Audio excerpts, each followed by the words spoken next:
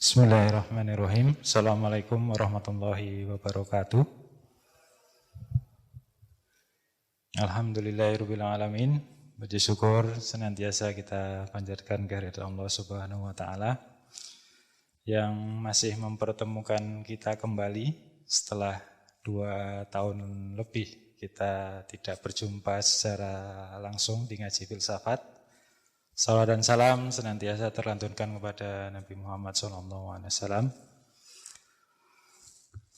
Baik, di sesi yang ke-339 pada malam hari ini, yang juga bertepatan dengan bulan Rajab, kita akan memulai sesi ngaji secara offline.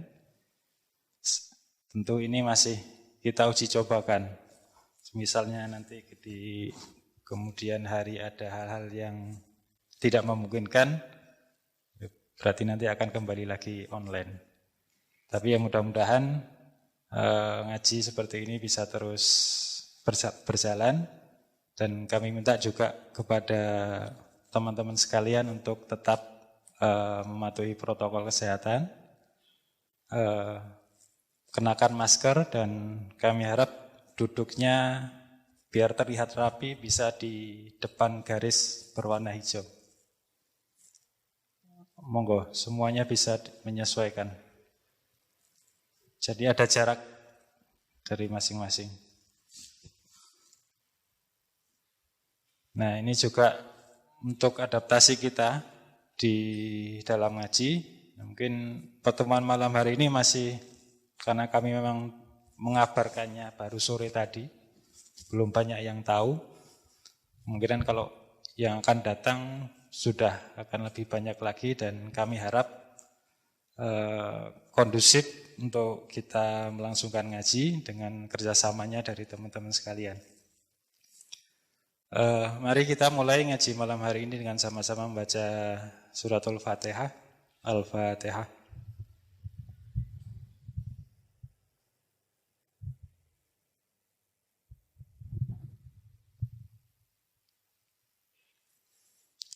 Ya, seperti ngaji yang lalu-lalu atau yang 2 tahun yang lalu, kita ngajinya langsung dari, nanti misalkan teman-teman dapat menikmati ulang di YouTube mungkin 1 hari atau 2 hari.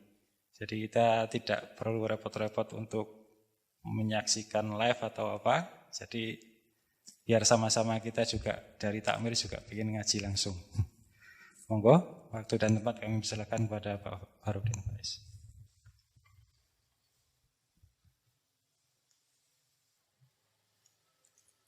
Bismillah.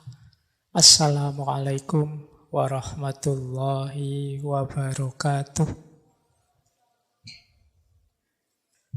Bismillahirrahmanirrahim. Alhamdulillahi rabbil alamin. Wa bihi nasta'inu ala umurid dunya waddin.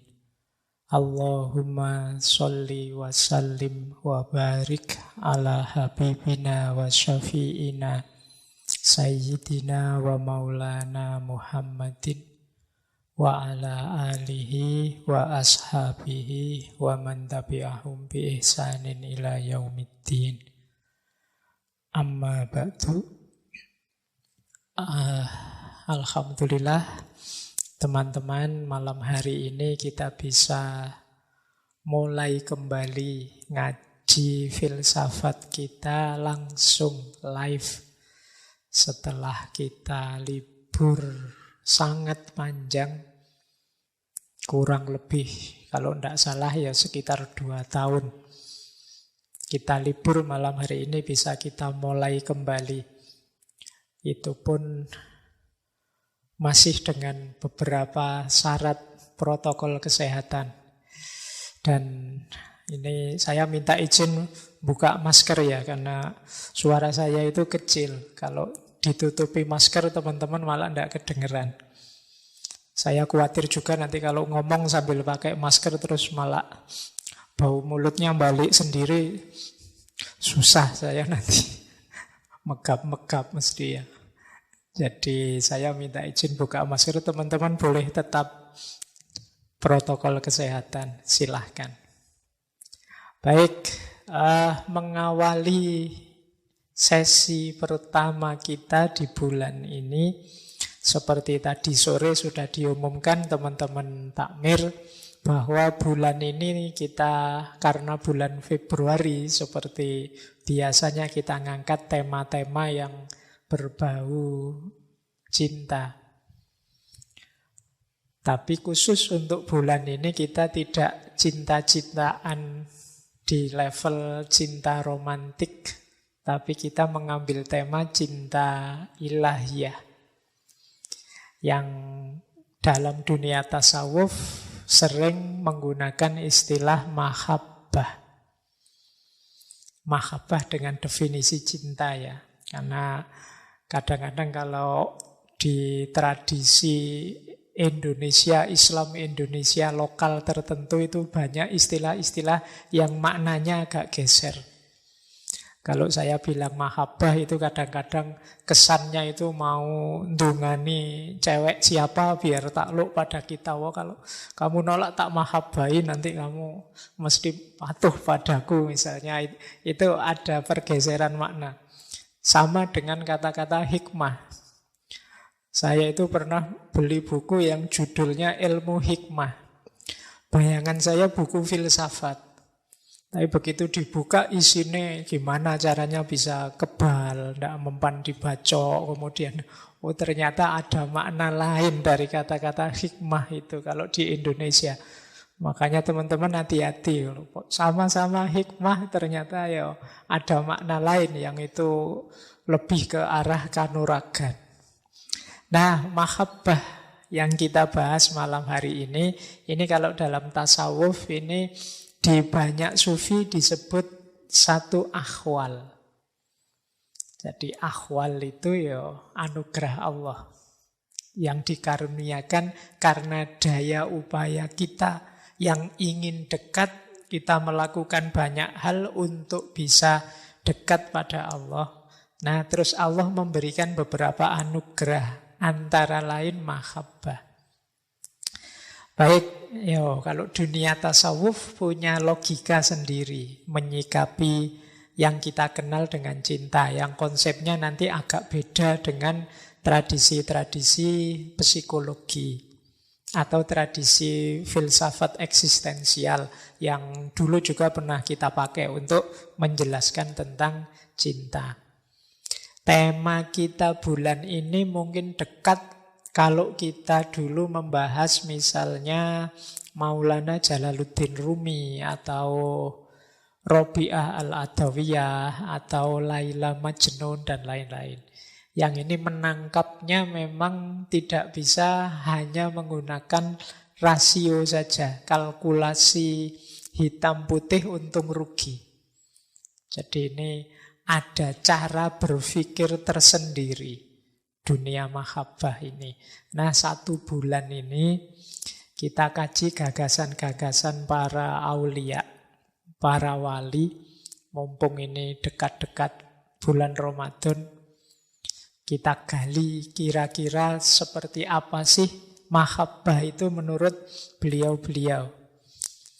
Ya tentu saja semampu kita ya. Karena ini temanya agak dalam di bulan ini, jadi ya teman-teman jadi referensi, ditangkap, diambil yang cocok situasinya, yang cocok dosisnya.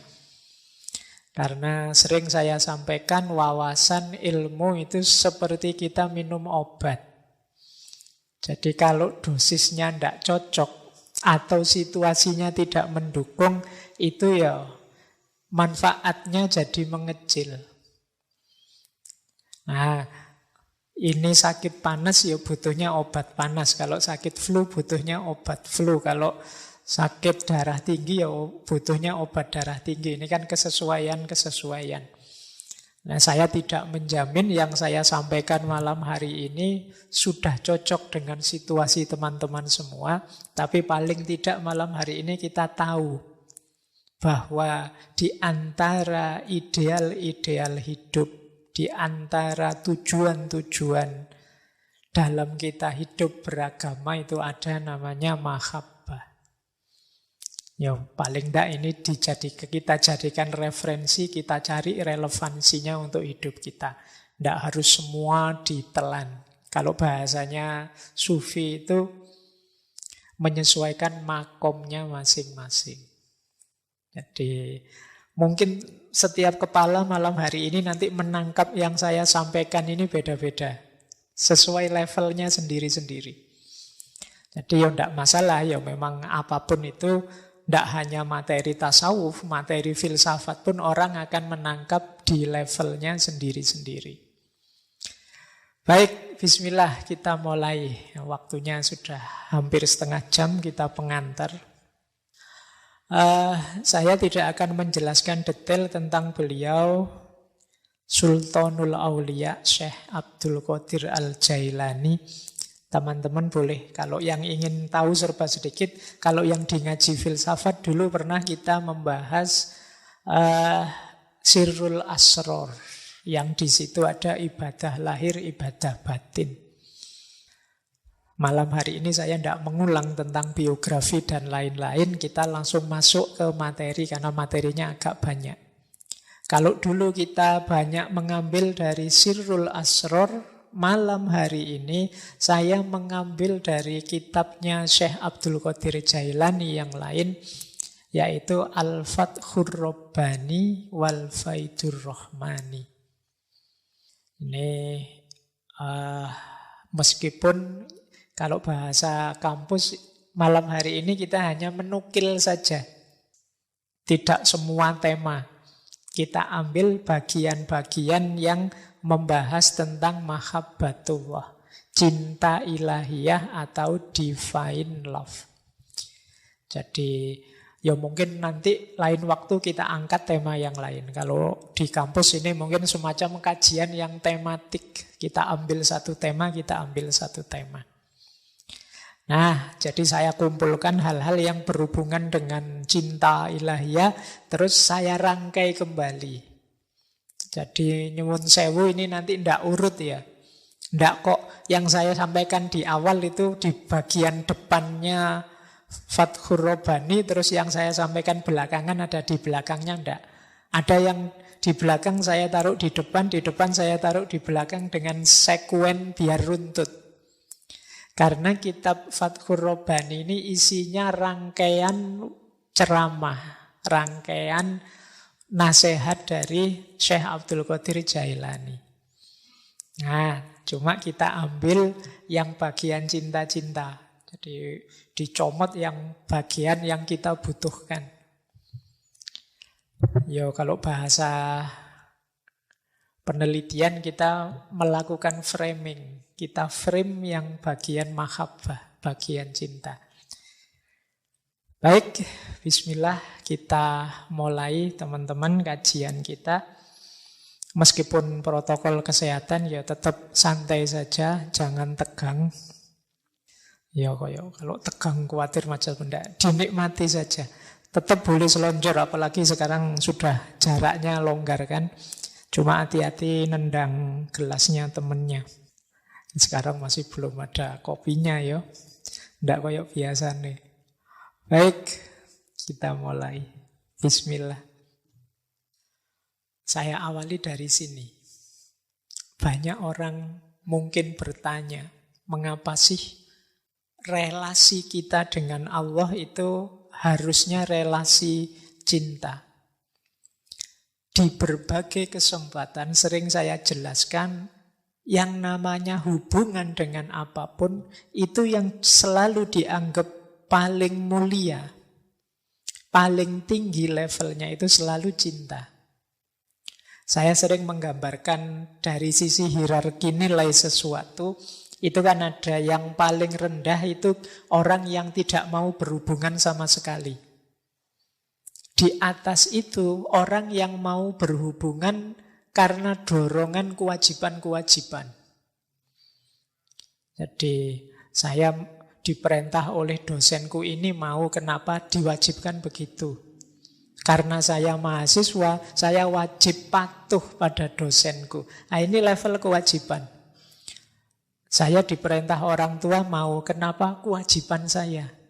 Ini naik satu level. Ada lagi satu level lebih tinggi di atas kewajiban, yaitu kebutuhan. Kalau kebutuhan itu kita tahu untungnya. Saya patuh pada orang tua karena kalau saya tidak patuh, nanti sangunya mandek. Transferannya macet, bahaya ini. Aku butuh ini transferan dengan orang tuaku. Kalau tidak dapat ini, tidak bisa hidup aku. Ini level kebutuhan. Wah, ini diperintah pimpinanku harus patuh ini. Kalau tidak patuh dipecat, gawat aku. Ini relasinya relasi kebutuhan. Ada pamrihnya. Relasi yang pamrih ini biasanya kalau pamrihnya hilang atau menyusut atau tidak ada, ya kita biasanya sudah tidak terlalu patuh lagi, pinginnya bubar saja, tidak usah ada relasi. Karena pamrih kita sudah hilang. Kadang-kadang kan ada orang itu sama Allah relasinya kebutuhan.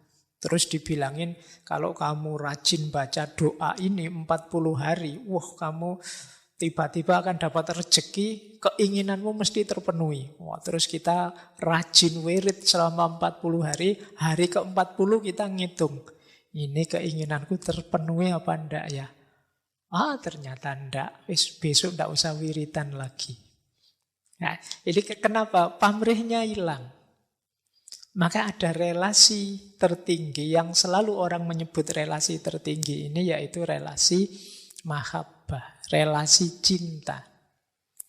Kalau di relasi cinta ini orang tidak lagi mikir kebutuhanku, keinginanku, tapi kebutuhan, keinginan yang dicintai. Kalau dalam agama, karena yang kita cintai Allah, berarti semuanya karena Allah saja. Bahasa kita biasanya pakai istilah lillahi ta'ala. Oke, maka yuk kita mulai malam hari ini nawaitunya lillahi ta'ala. Bukan karena macam-macam, bukan karena kangen ngaji, ketemu saya, bukan karena dan segala alasan yang lain, lillahi ta'ala. Baik, nah mengapa sih kita harus mencintai Allah? Kalau di Fathur Rabbani, pertama-tama karena Allah sendiri sudah sangat mencintai kita. Itu niscaya sudah. Jadi di Fathur Rabbani disebut Allah Azza wa Jalla mencintaimu bukan karena dia butuh padamu, tapi memang karena Rahman Rahimnya, kasih sayangnya padamu. Jadi Allah itu sudah lebih dulu sangat cinta, sangat sayang pada kita. Dan pasti bukan kebutuhan, wong Allah itu maha kaya. Jadi tidak mungkin Allah itu terpaksa menyayangi kita atau butuh sesuatu pada kita, tidak.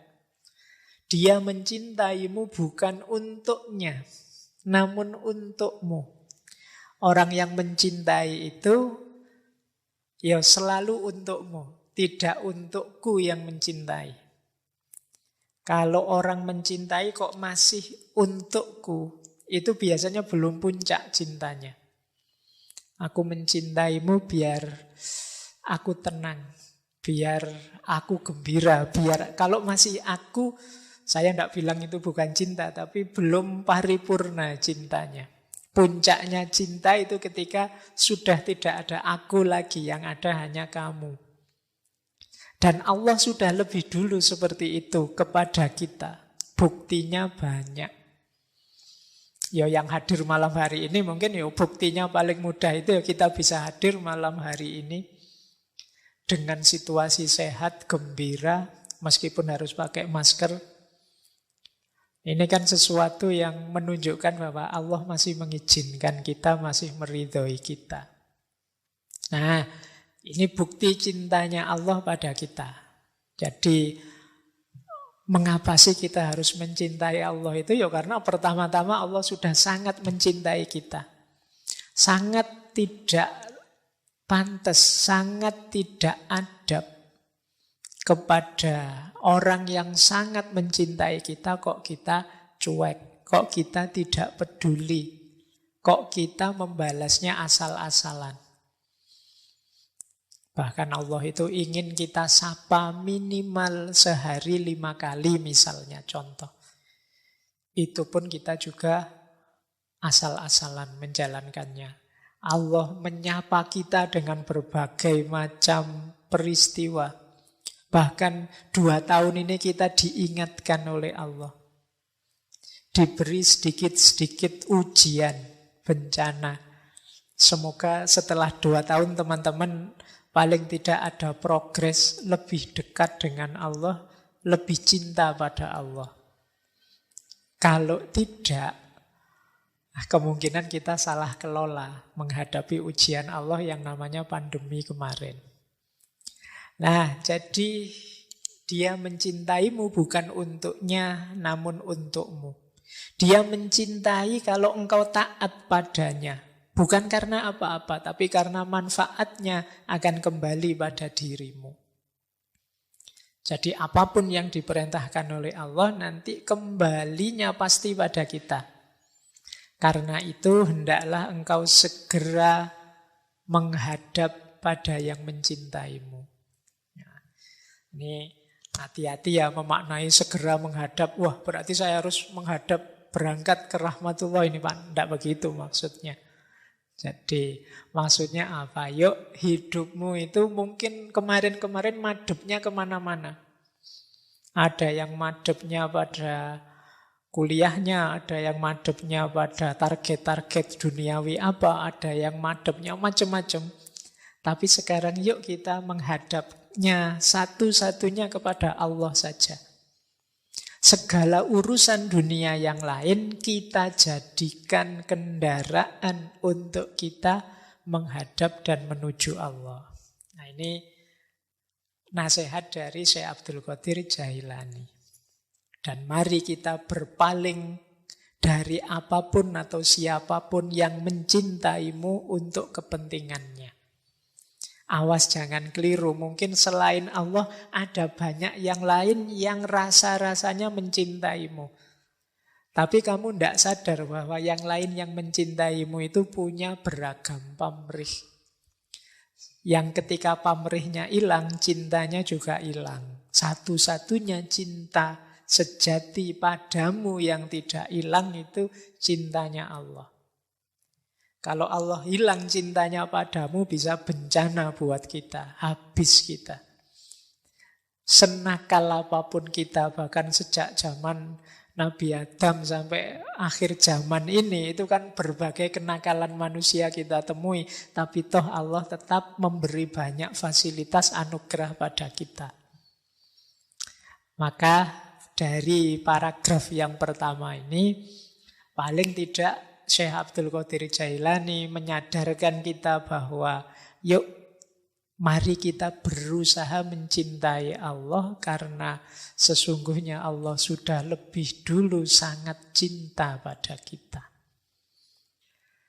Oke, ini untuk menyadarkan kita pertama-tama ya, biar tidak terpaksa mencintainya. Karena tidak mungkin orang kok mencintai dengan terpaksa. Orang itu pura-pura taat bisa, tapi pura-pura cinta tidak bisa. Jadi misalnya ya, saya sebenarnya tidak cinta padamu. Saya tak pura-pura cinta saja. Pura-pura cinta itu kan mungkin mulutnya ngomong cinta atau perilakunya menunjukkan cinta, tapi hatinya tidak. Loh, kalau hatinya tidak itu kan tidak ada nilainya. Dan hanya kita yang tahu apakah yang di dalam ini isinya cinta beneran atau tidak. Mungkin masih rajin apel, mungkin masih rajin mention, masih rajin WA, tapi sebenarnya sudah tidak ada rasa, sedang ngelirik-ngelirik dengan yang lain misalnya. Nah, hanya kita yang tahu. Maka rajin ke masjid mungkin masih, tapi apakah itu pertanda cinta pada Allah atau kewajiban saja atau kebutuhan, hanya kita yang tahu. Makanya upaya menuju cinta ini hanya kita yang tahu. Apakah relasiku dengan Allah ini sudah relasi yang jenisnya cinta atau sekedar kewajiban saja. Jadi ya termasuk yang sedang punya pacar, termasuk yang suami istri. Ya ini kan kewajiban saya sebagai suami. Kalau masih ada tuntutan-tuntutan kewajiban-kewajiban, ya levelnya masih belum tinggi. Atau ya ini kebutuhan saya Pak, nanti kalau istri saya mogok, ndak masak aku ya susah. Levelnya masih kebutuhan.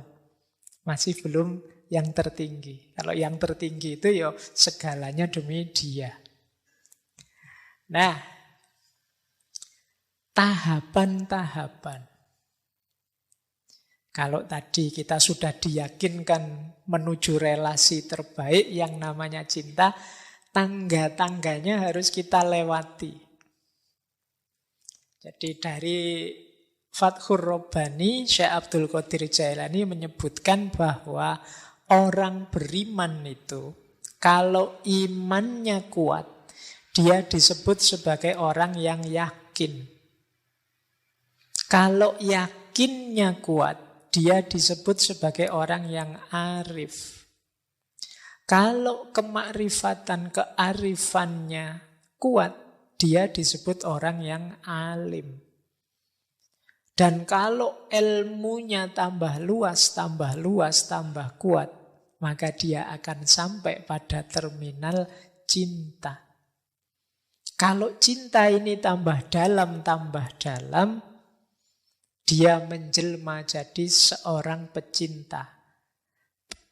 Jadi kalau ilmunya kuat, dia sampai pada titik cinta. Cinta tambah kuat, dia jadi sang pecinta. Seorang asyik. Kalau mahabbah itu jenis rasanya, kalau asyik ini orangnya. Orang yang mencintai. Jadi ini ternyata ada titik-titik, tahap-tahap yang perlu kita daki. Yang pertama tetap iman. Iman itu percaya. Percaya ini kalau tambah mantep namanya yakin. Kan ada orang itu percaya sih tapi belum terlalu yakin. Aku percaya kamu tidak akan ngelirik yang lain. Tapi tidak yakin juga sih. Kalau ada yang lebih cakep mungkin kamu juga masih lirak-lirik. Ini namanya belum yakin. Kalau yakin itu sudah tidak nawar lagi. Sudah, ya wis pokoknya apapun yang terjadi aku percaya. Ini namanya yakin. Nah, yakin ini membuat orang arif. Kalau yakinnya pada Allah itu dia akan terbuka hijab. Terbuka hijab itu terbuka kesadarannya betapa nilainya Allah, betapa penting posisinya Allah dalam hidup ini. Ini namanya orang arif. Terbuka sekarang rahasia. Dalam tasawuf kadang disebut makrifat. Semakin dalam makrifat, nanti dia jadi alim. Tahu tentang Allah akan memicu pengetahuan tentang banyak hal yang lain. Tentang dunia ini, tentang syariatnya, tentang manusia. Semakin luas pengetahuan kita tentang segala sesuatu, maka akan muncul rasa cinta kita pada Allah. Jadi ilmu kita tambah tentang hakikat hidup ini, tambah sadar kita betapa maha kuasanya Allah, betapa luar biasanya Allah, betapa Allah ini sesuatu yang jadi penentu segalanya. Maka akan muncul rasa ketergantungan, di situ dimulai rasa cinta kita kepada Allah. Kita menjelma jadi sosok yang kalau dalam bahasa Arab namanya asyik. Asyik itu tidak sekedar tahu, tapi bisa menikmati. Nah, orang yang mencintai Allah itu berarti orang yang bisa menikmati Allah. Menikmati hadirnya Allah, menikmati kekuasaannya Allah, menikmati segala skenario Allah yang ditetapkan untuk hidup kita.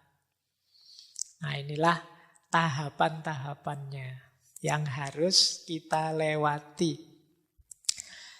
Nah, kalau kita sudah jadi asyik, orang yang sudah bisa menikmati Allah, itulah kata Syekh Abdul Qadir Jailani, kita ini orang yang cukup, orang yang dekat, dan orang yang bahagia. Orang yang cukup berarti kita tidak akan butuh lagi apapun yang lain, cukup Allah saja. Orang yang dekat itu berarti orang yang memang senantiasa sadar hadirnya Allah dalam hidupnya. Dan orang yang bahagia itu berarti orang yang saya bilang tadi bisa menikmati, gembira terus. Nah, ini setelah melalui tahapan-tahapan tadi, iman, yakin, arif, alim, mahabbah, dan asyik. Nah, ini kalau level kita itu mungkin kita sekarang sedang meniti jalan ilmu untuk memperkuat iman dan keyakinan. Pada saatnya kalau keyakinan-keyakinan kita tambah, insya Allah rasa cinta pada Allah itu akan muncul dari kesadaran kita, dari kearifan kita, pengetahuan kita tentang Allah. Maka penting teman-teman kita belajar terus itu dalam rangka apa? Biar sadar betapa maha kuasanya Allah. Ilmu apapun. Jadi semakin nambah ilmu, semakin kita sadar betapa luar biasanya Allah yang menakdir segalanya, memastikan segalanya di alam semesta ini. Loh itu kan, orang itu kan kalau sudah wow, kalau bahasa Arabnya takjub, itu kan lebih mudah jatuh cinta. Jadi makanya kan ada istilah cinta dalam pandangan pertama itu biasanya karena ada takjubnya. Jadi saya yakin yang sekarang punya pasangan, entah sudah resmi atau belum, itu pasti diawali dari wow. Meskipun ada yang wow-nya telat. Jadi wow-nya telat itu kan sudah akrab lama baru sadar atau kalau kamu itu menarik. Itu kan wow-nya telat. Nah, kemungkinan kasus kita, itu kalau disebut kasus kasus kita dengan Allah itu mungkin begitu, wow-nya telat. Alhamdulillah tapi kalau kita mengalami momen wow ini, karena kita lebih dekat untuk bisa jatuh cinta pada Allah. Jadi ini tahapan-tahapan untuk menuju mahabbah. Dan nanti manfaatnya banyak. Misalnya Syekh Abdul Qadir Jailani menunjukkan nanti kalau kita sudah jadi orang yang cukup, yang dekat, yang bahagia, Allah akan menampakkan rahasia hikmahnya, ilmunya, takdirnya, keinginannya, perkaranya, kekuasaannya, dan segala sesuatu. Keberhasilan, anugerah, dan lain sebagainya. Ini manfaat-manfaat dari kedekatan dan cinta kita kepada Allah. Baik, lanjut.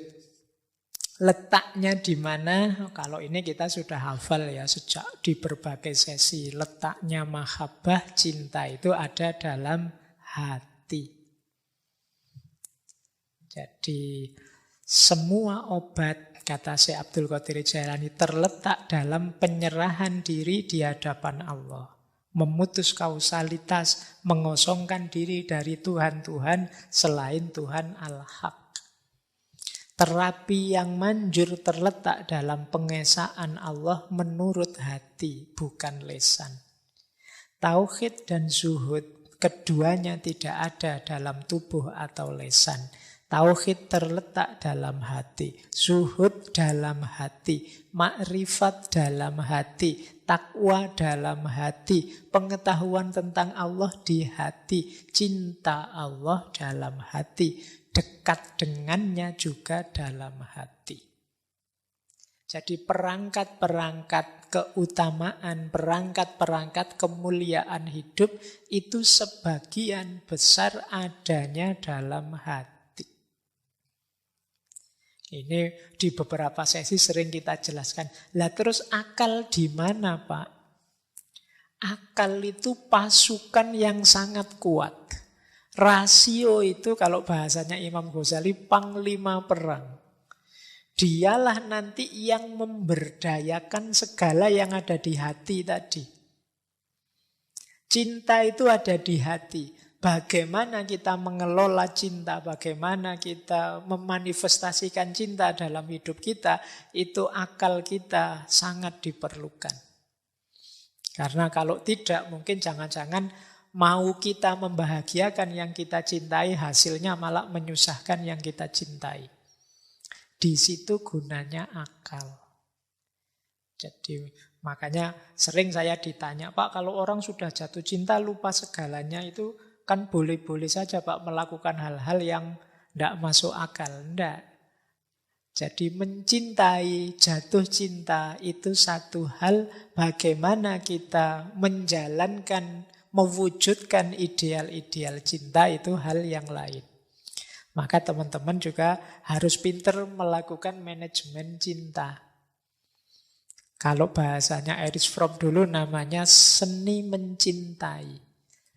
Seni mencintai ya, bukan seni bercinta ya, karena kalau bahasa Indonesia seni bercinta itu maksudnya beda. Seni mencintai.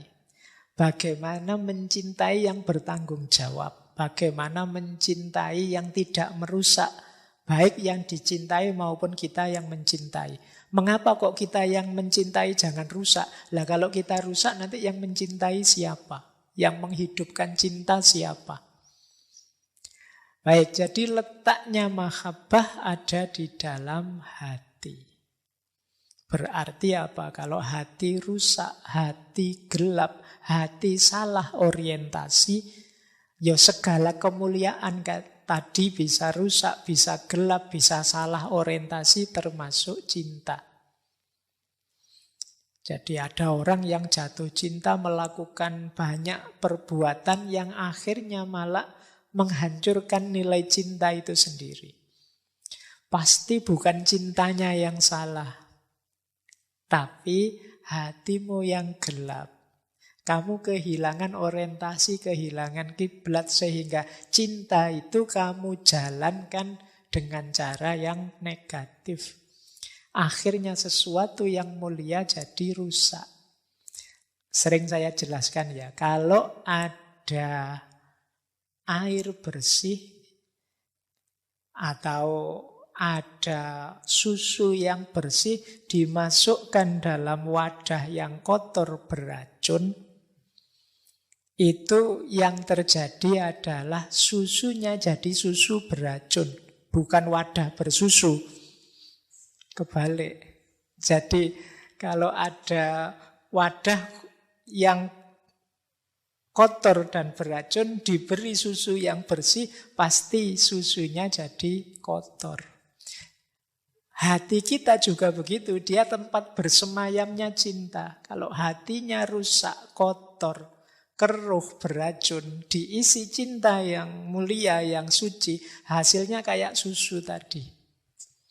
Susunya bisa jadi beracun. Itu yang membuat kadang-kadang orang salah paham cinta itu menyengsarakan. Cinta itu menyakitkan. Cinta itu, ya mungkin cinta itu menyakitkan karena mungkin kemarin hatimu isinya banyak pamrih-pamrih kotor duniawi misalnya. Mosok Pak, saya sakit sekali Pak. Saya pacaran itu berapa tahun, pegang tangan aja belum dapat misalnya. Pikiranmu ke situ terus. Akhirnya kamu sakit sendiri, salahmu dewe, targetmu ke sana. Nah mungkin sama Allah juga begitu. Saya itu sebenarnya ya ingin dekat cinta sama Allah. Tapi saya berdoa tidak dikasih-kasih Pak. Saya ingin misalnya nilai saya asal jangan tidak lulus saja. Ada yang tidak lulus. Padahal saya berdoa sudah mati-matian itu Pak. Saya pakai puasa segala saya pakai. Ternyata tetap terancam DO saya.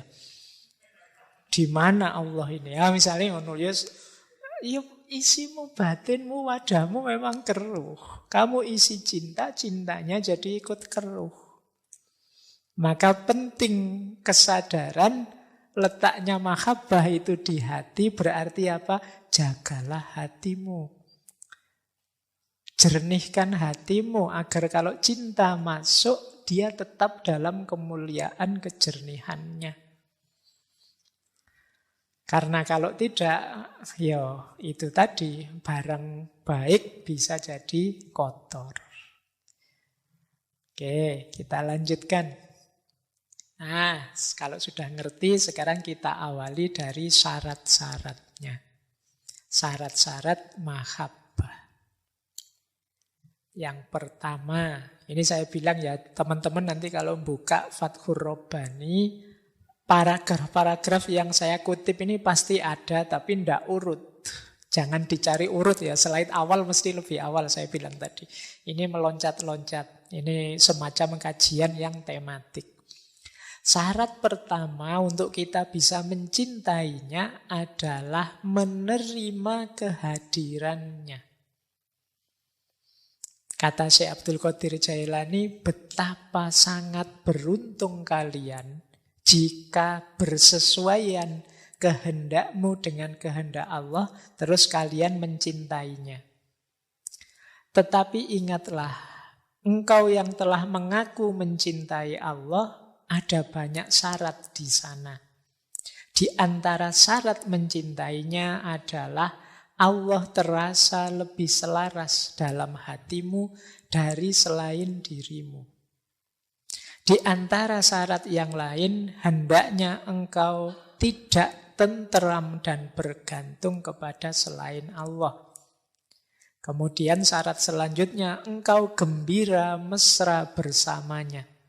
Tidak takut apapun saat bersamanya. Bila kecintaan pada Allah bersemayam di kalbu seorang hamba, ia senantiasa akan serba mesra bersamanya dan membenci apa yang mengganggunya. Jadi kata Syekh Abdul Qadir Jailani, ada syaratnya. Mengapa sih kok Pak saya jatuh cinta pada Allah itu sulit? Lebih mudah jatuh cinta pada yang lain, jatuh cinta pada idol-idol yang lain lebih mudah. Kok sama Allah sulit? Mungkin karena kita belum memenuhi syaratnya. Yang saya ringkas dengan satu kalimat, menerima hadirnya. Jadi menerima hadirnya Allah itu, kalau bahasanya Syekh Abdul Qadir Jailani, selaras, kita sesuaikan keinginan kita dengan keinginannya Allah. Nah, kita cocokkan. Ini biasanya orang kalau sudah cinta otomatis ini terjadi. Tapi kalau belum cinta itu kan harus dicocokkan dulu. Persis seperti kalian misalnya sedang ngejar-ngejar siapa dalam rangka nembak misalnya. Itu kan kalian menyesuaikan ritme dengan dia yang kalian kejar. Dia biasanya sukanya misalnya makan di warung mana. Itu kan kalian ikut ke warung situ. Atau dia senengannya apa, kalian juga ikut begitu. Dalam rangka apa? Menyelaraskan ritmenya. Biar nanti kita nyambung. Kalian misalnya ingin mencintai orang tua atau dicintai orang tua. Itu kan kalian ambil strategi apa saja harus saya lakukan yang membuat orang tua senang. Nah, itu namanya menyelaraskan. Nah, pada Allah juga begitu. Yuk kita selaraskan bahwa keinginannya Allah itulah keinginanku. Awalnya agak maksa memang, karena kita belum ada di level cinta, kita masih ada di level kewajiban dan kebutuhan. Tapi ayo kita terima hadirnya Allah dalam berbagai versinya. Dalam berbagai versi, dalam tanda petik, melalui syariatnya, melalui alam semesta ini, dengan menghidupkan kehendak-kehendaknya, dan lain sebagainya. Jadi syarat pertama itu. Syarat kedua adalah kita tidak merasa tentram atau tergantung pada yang selain Allah. Ini syarat kedua. Pokoknya segalanya Allah saja. Kehilangan yang bukan Allah tidak masalah. Jangan sampai kehilangan Allah. Nah, ini namanya kita tidak bergantung pada yang selain Allah. Kok terasa bahwa saya ini ketergantungan pada yang bukan Allah. Ini kita merasa tidak nyaman. Tidak tentram aku. Kok aku ketergantungan pada uang ya? Kok aku ketergantungan pada HP ya? Kok aku ketergantungan pada apapun itu yang bukan Allah? Kata Syekh Abdul Qadir Jailani, ini akan sulit membuat kita jatuh cinta pada Allah. Satu-satunya ketergantungan harusnya Allah saja. Jadi ketergantungan itu kan rasa tidak bisa lepas. Kan hari ini kita banyak secara tidak sengaja menampilkan ketergantungan kita. Wah, saya kalau tidak ada HP tidak bisa, Pak. Itu ketergantungan. Saya kalau tidak ada laptop tidak bisa, Pak. Itu ketergantungan. Saya, Pak, kalau tidak ada listrik, wah mending tidak usah hidup saja, Pak, misalnya.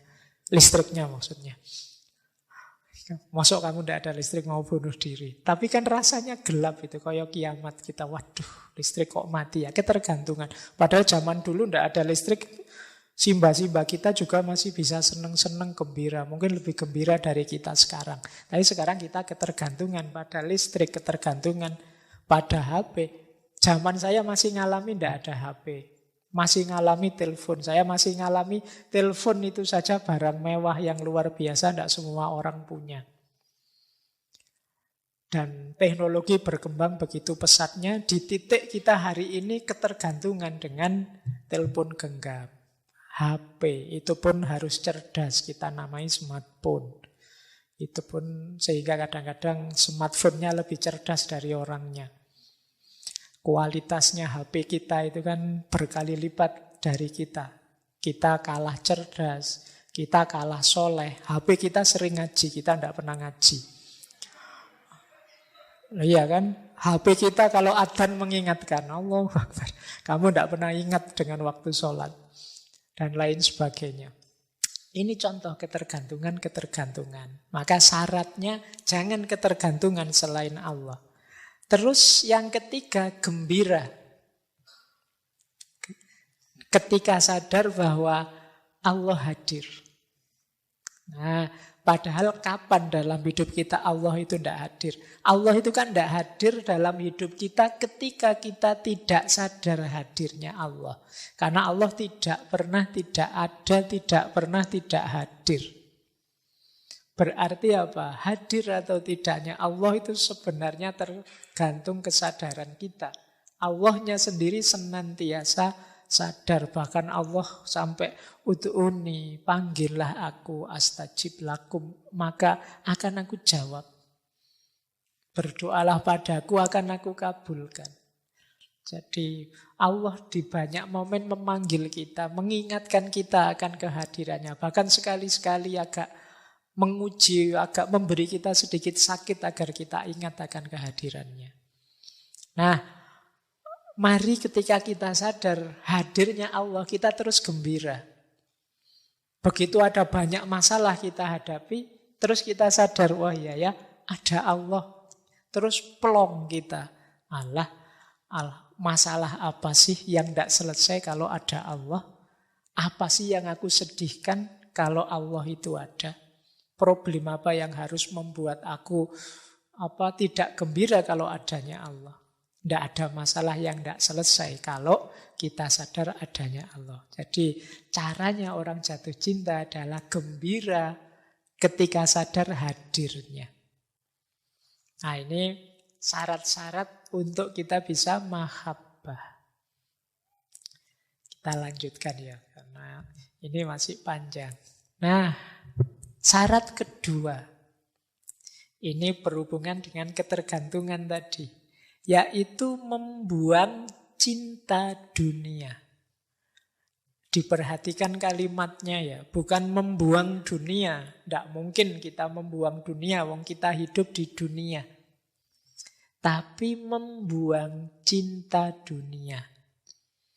Nah, di Fathur Rabbani ini kan memang kitab kumpulan ceramahnya beliau. Jadi Syekh Abdul Qadir Jailani menyatakan, wahai kaumku, sesungguhnya yang membuatmu putus dari makrifat kepada Allah dan mengenal para walinya adalah karena kesenanganmu pada dunia, ambisimu pada dunia, kecintaanmu berlomba menumpuk kekayaan. Ya, orang yang cinta pada dunia biasanya terus berambisi pada dunia, terus dia berlomba-lomba menumpuk dunia. Yang itu kan kalau di Al-Quran disindir alhaqumut takasur.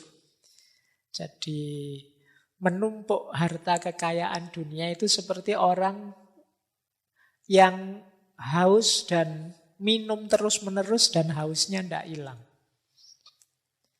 Makanya terus ingin minum terus, tidak ada akhirnya.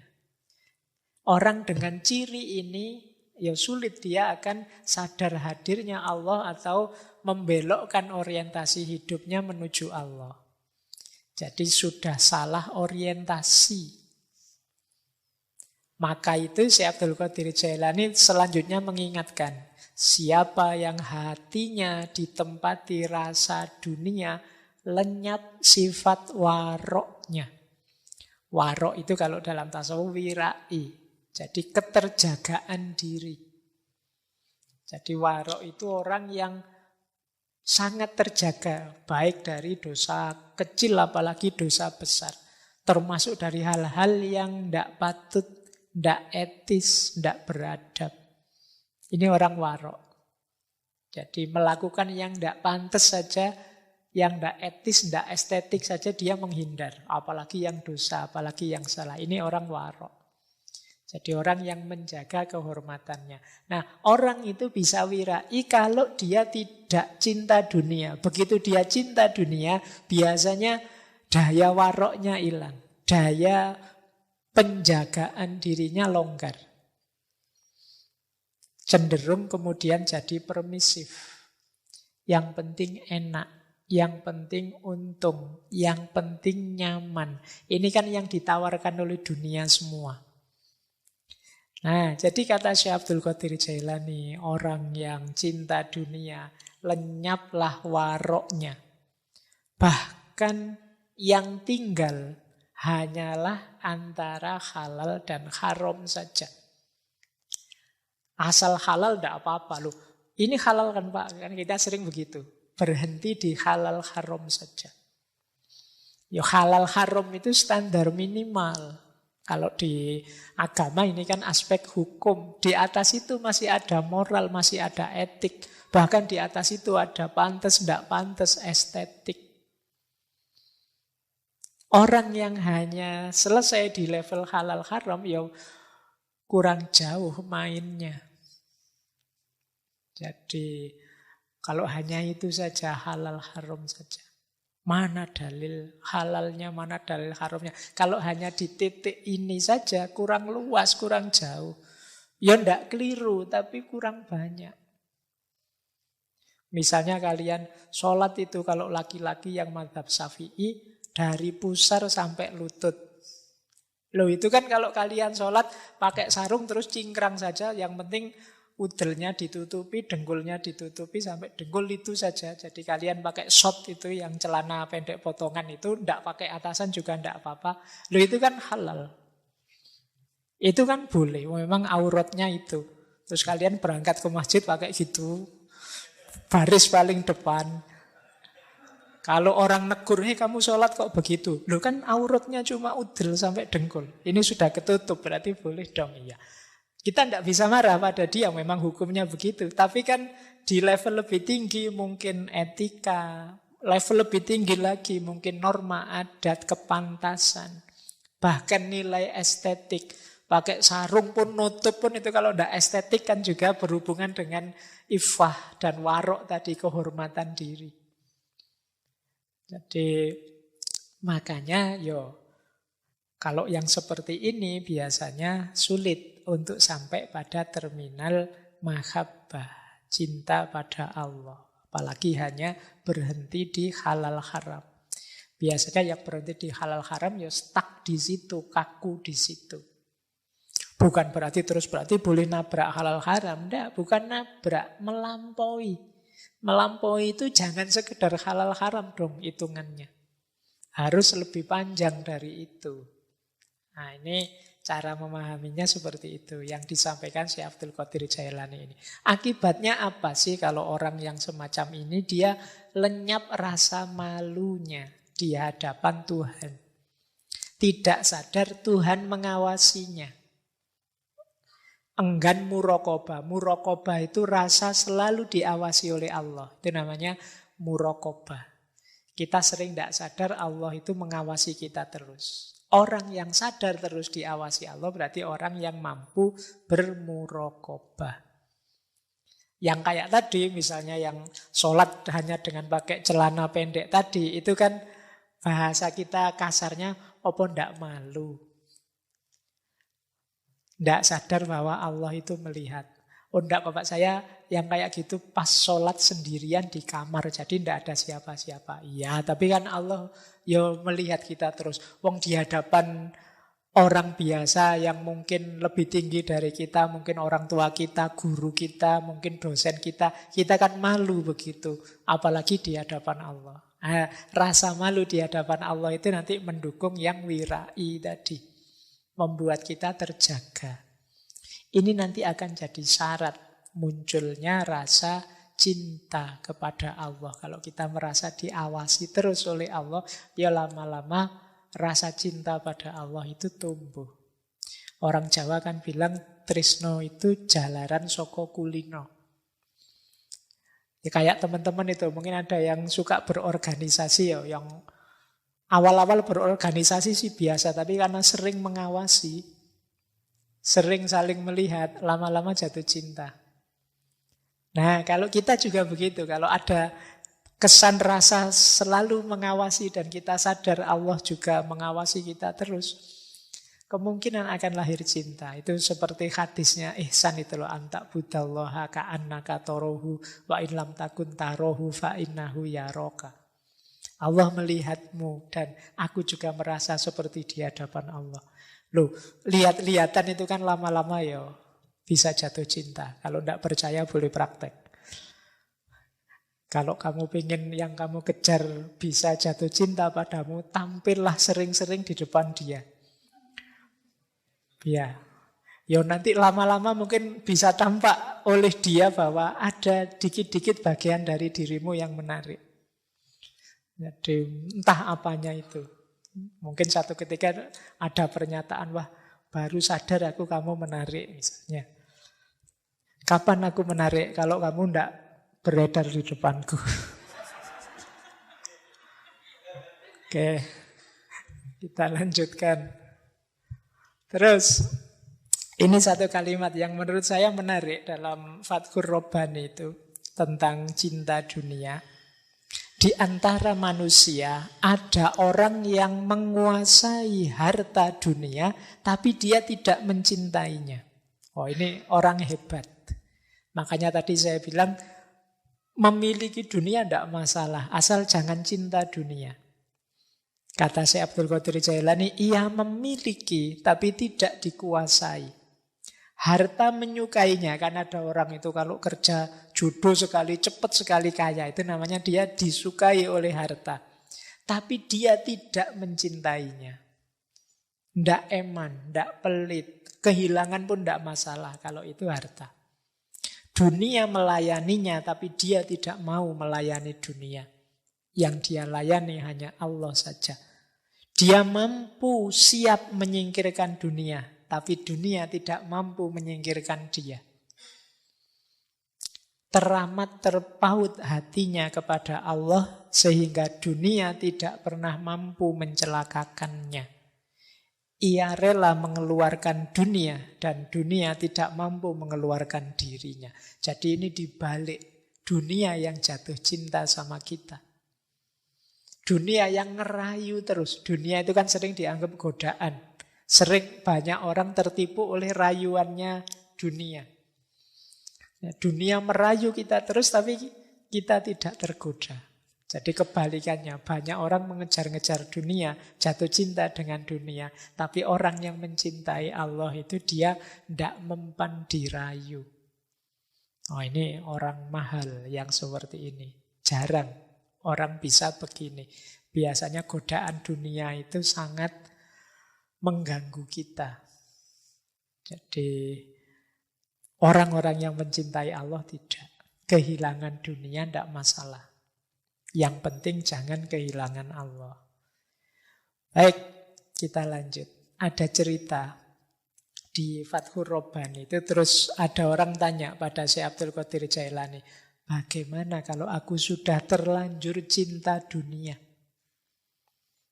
Karena sejak awal kita ini kan memang dibiasakan untuk tergantung pada banyak hal yang duniawi. Nah, ini kan kita terlanjur cinta dunia.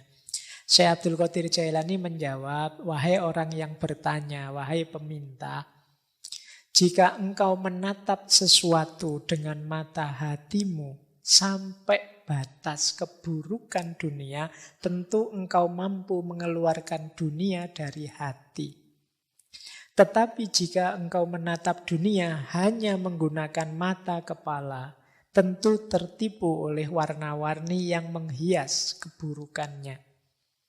Sudah barang tentu engkau tidak akan pernah mampu mengusir dunia dari hati dan berzuhud di dunia. Padahal dia membunuhmu seperti para pembunuh. Perangilah nafsumu sampai benar-benar tentram. Jika engkau merasa tentram, niscaya engkau akan mampu melihat aib dunia dan mampu menerapkan zuhud di sana. Jadi ini nasihatnya Syekh Abdul Qadir Jailani, biar kita tidak tertipu oleh dunia, tidak jatuh cinta dengan dunia, ayo kita membacanya lebih dalam.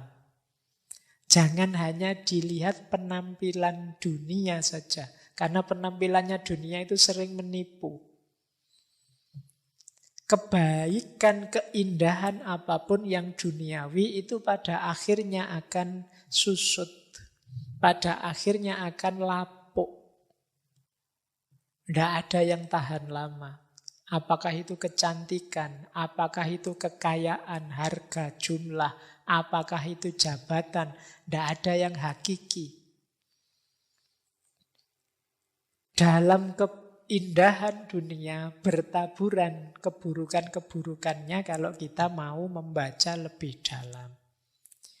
Nah, kebalikannya tadi ya, kalau kita sering ketemu terus jatuh cinta karena melihat keistimewaannya. Khusus untuk dunia, justru carilah sudut-sudut negatifnya yang membuat kita tidak jatuh cinta pada dunia.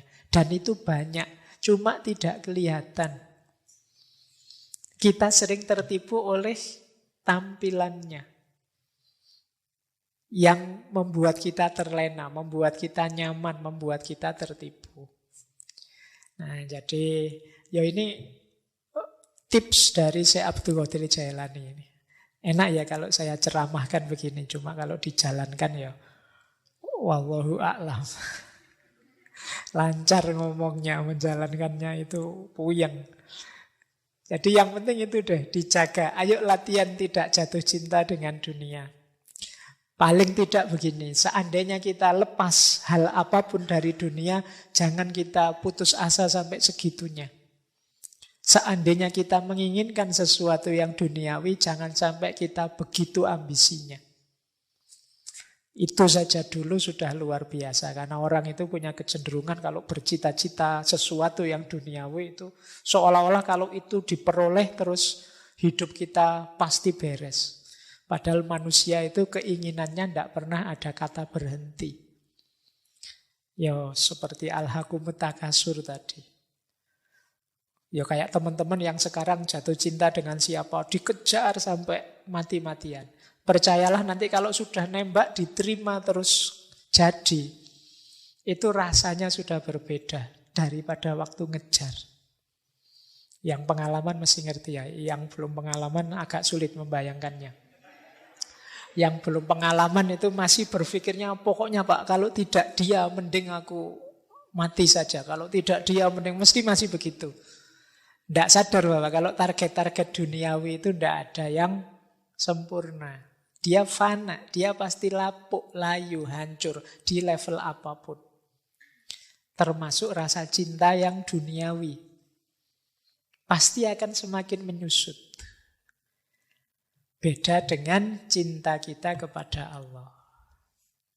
Nah, tadi sudah syarat-syaratnya, sekarang sifat-sifatnya. Orang yang mencintai, menurut Syekh Abdul Qadir Jailani, ada beberapa karakter. Kalau teman-teman ingin tahu saya ini sudah cinta apa belum, yang pertama ciri paling mudah adalah selalu ingin dekat, selalu ingin bersama. Kata Syekh Abdul Qadir Jailani, jika engkau masih takut dan berharap pada manusia, maka dia menjadi Tuhanmu. mempertuhankan manusia. Jika engkau masih menghadapkan hatimu pada dunia, maka engkau adalah budak dunia dan dunia menjadi Tuhanmu. Padahal baik manusia atau dunia yang kamu cintai itu tidak abadi. Tidak ada cinta yang abadi kecuali cinta hamba pada Allah. Seorang pecinta tidak akan meninggalkan kekasihnya, baik saat suka maupun saat menderita. Orang yang mencintai itu tidak lari dari yang mencintai saat sulit. Apalagi saat bahagia. Selalu pokoknya ingin dekat terus. Dalam suka dan duka. Kayak di lagu-lagu itu.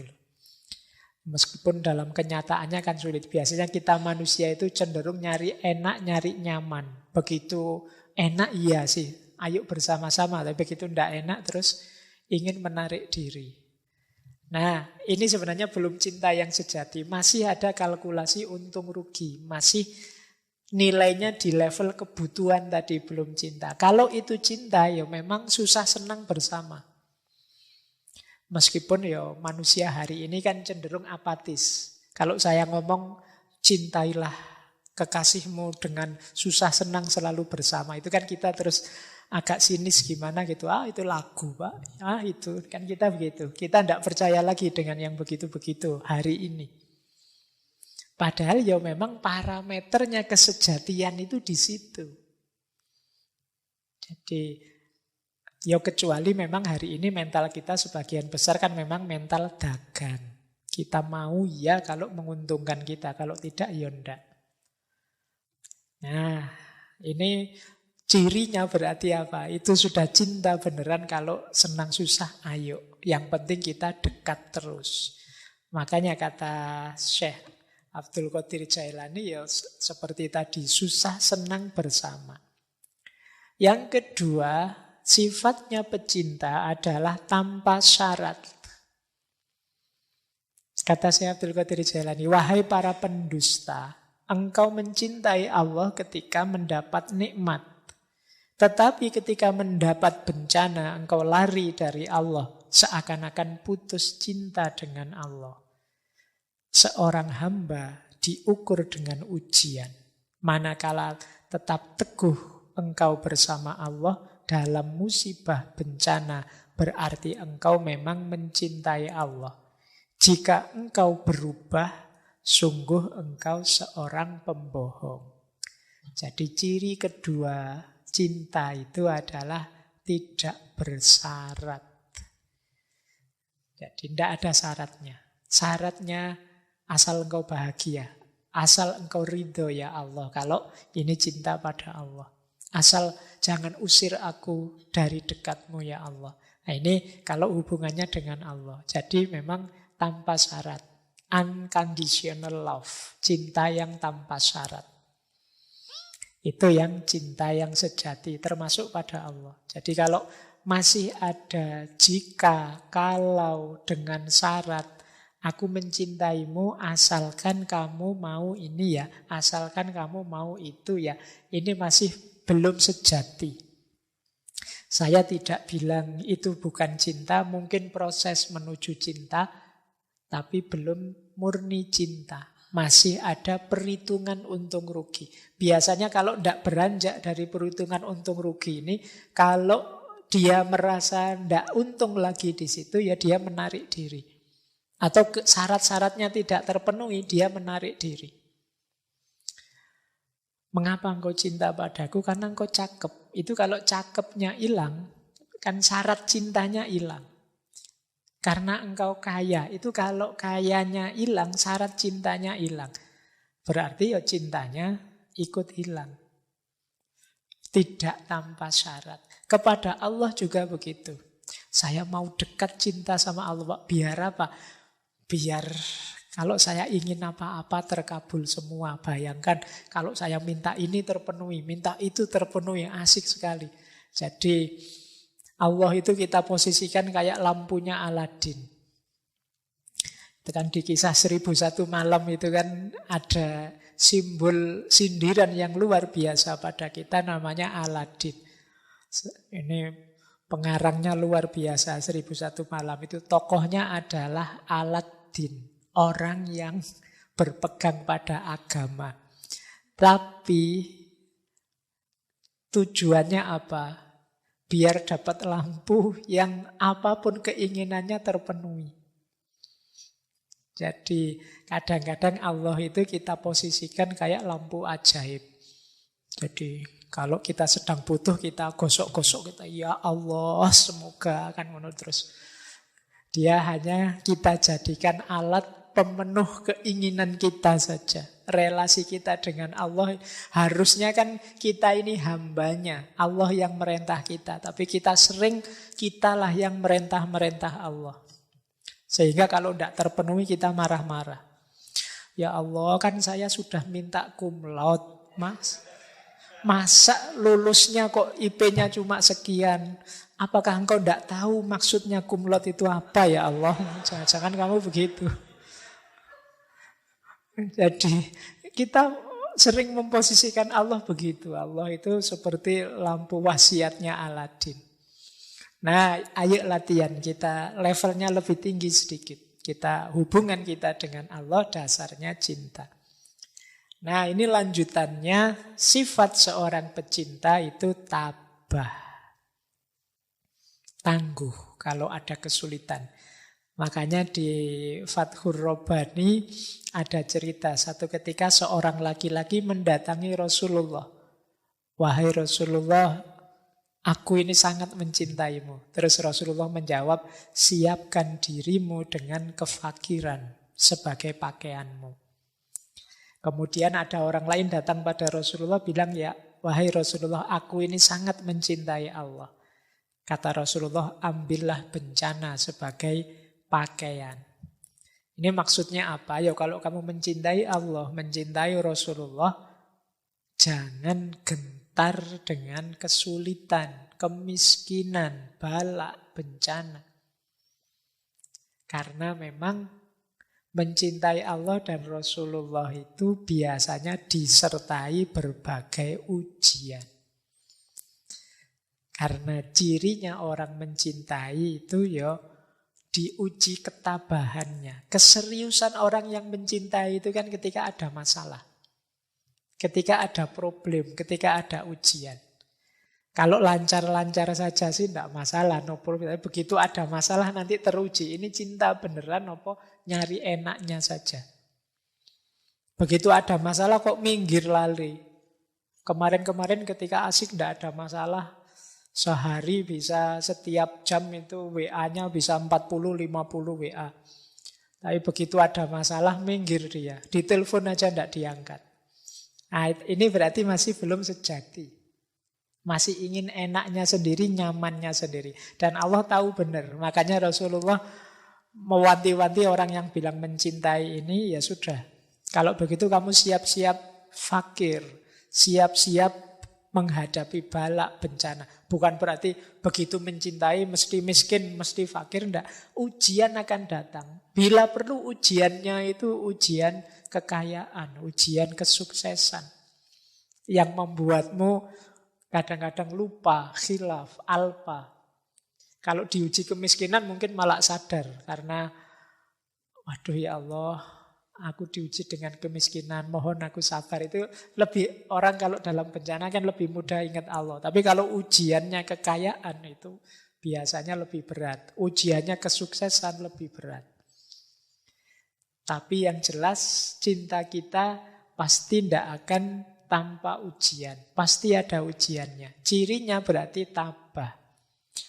Makanya di bagian lain Fathur Rabbani, Syekh Abdul Qadir Jailani menyebut, janganlah engkau lari dari bala. Karena bersama bala ada kesabaran. Dan kesabar itu fondasi setiap kebaikan. Fondasinya kenabian, kerasulan, kewalian, kearifan, dan juga cinta adalah bala yang bersambung dengan sabar. Jadi jika engkau tidak sabar atas bala, berarti engkau tidak punya fondasi. Mencintai Allah perlu ketabahan, perlu kesabaran. Dulu para nabi, para rasul, para wali juga semuanya begitu. Bekalnya sabar atas ujian dan kesulitan. Tidak menyerah. Untuk jadi kekasihnya Allah. Untuk bisa mencintai Allah, kita penting punya kualitas tabah dan sabar atas bala yang menimpa kita. Ini ciri selanjutnya seorang pecinta. Kemudian ada ciri lagi, yaitu menomorsatukan yang dicintai, bahkan dari dirinya sendiri. Kata Syekh Abdul Qadir Jailani, para wali Allah itu senantiasa tidak memiliki kecenderungan hati kepada makhluk. Karena cintanya hanya Allah saja. Mereka ini seperti orang peka, tuli, buta.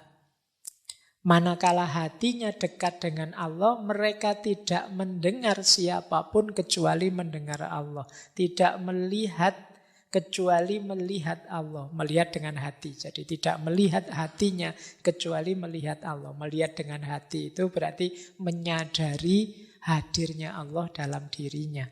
Mereka berada di antara jalal dan jamalnya Allah.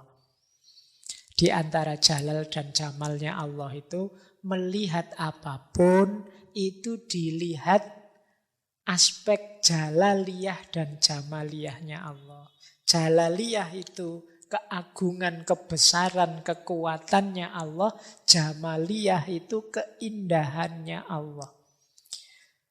Melihat gunung misalnya, melihat gunung yang sedang meletus dahsyat, luar biasa. Kita Allahu Akbar. Ini namanya kita lihat jalaliyahnya Allah, kebesarannya Allah. Tapi melihat gunung di pagi hari, misalnya sunrise, luar biasa indahnya ya gunung itu. Nah, kita tidak berhenti di gunung, tapi kita sadari gunung itu adalah refleksi jamaliyahnya Allah, keindahannya Allah. Melihat tsunami, jalaliyahnya Allah. Melihat laut yang indah, jamaliyahnya Allah. Yang di sini putra, sana putri. Noleh sini jalaliyahnya Allah. Noleh sana jamaliyahnya Allah. Karena saya cowok, nanti kalau yang pembicaranya putri mungkin dibalik. Kalau lihat putra, jamaliyahnya Allah. Banyak yang ganteng-ganteng. Kalau lihat yang putri, kebesarannya Allah. Dan lain sebagainya. Jadi seorang pecinta itu membaca segala sesuatu dari perspektif yang dicintai. Yang dicintai selalu nomor satu. Ketika kalian jatuh cinta misalnya, itu kan kalau jalan-jalan di mall misalnya, nonton misalnya orang jual baju. Terus kamu mikirnya, wah, yang saya cintai itu Pak, sukanya baju warna hijau ini loh Pak. Dia sukanya baju model. Jadi yang kamu pikir duluan yang dicintai. Begitu masuk ke restoran, wah ini kalau sama pacar saya Pak, dia biasanya pesen es teh ini Pak. Biasanya pesen tempe biasanya itu. Karena saya memang ngajaknya cuma ke angkringan.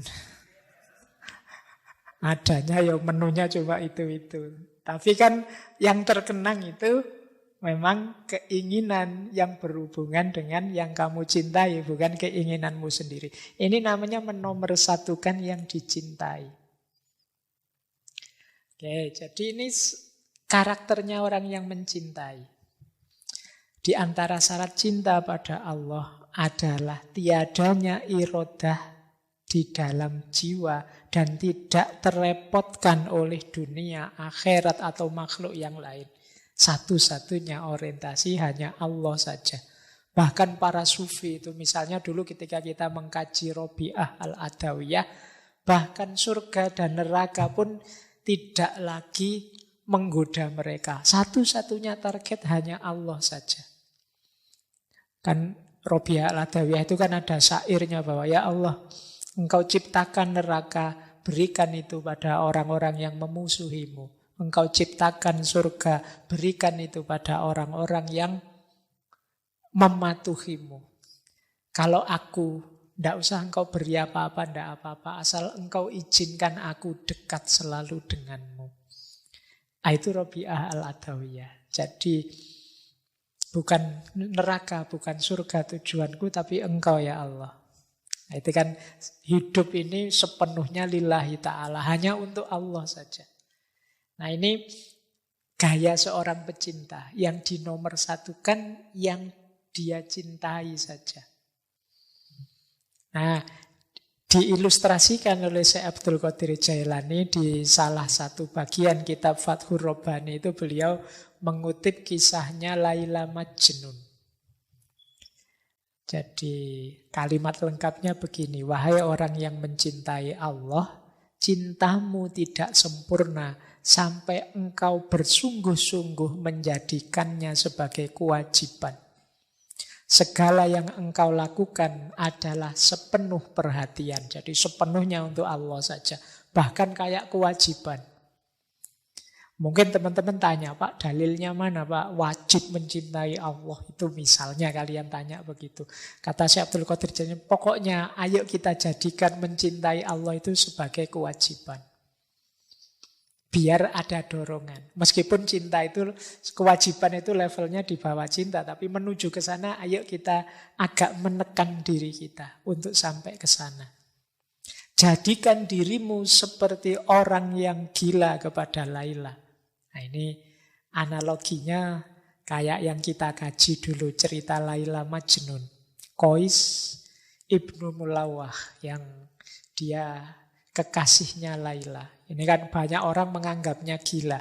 Ketika cintanya sudah tidak tertahan lagi, ia menjauh dari keramaian manusia, lalu merantau ke padang belantara, tempat-tempat binatang buas.